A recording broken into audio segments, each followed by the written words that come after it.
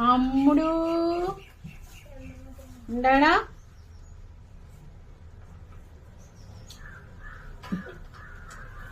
ഓ എന്റെ പൊന്നെ, ഞാൻ വന്ന് നോക്കിയാലാണ് കുഞ്ഞിനെ എടുത്തിട്ട് കുഞ്ഞാരിപ്പിക്കണത്.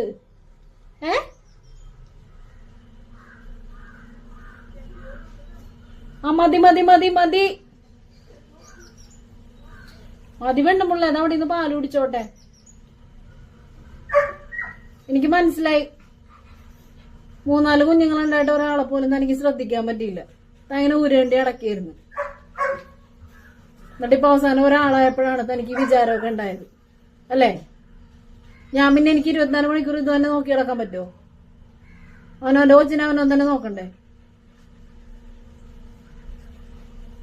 എല്ലാം കേട്ടിങ്ങനെ ഇരുന്നാ മതിയല്ലോ.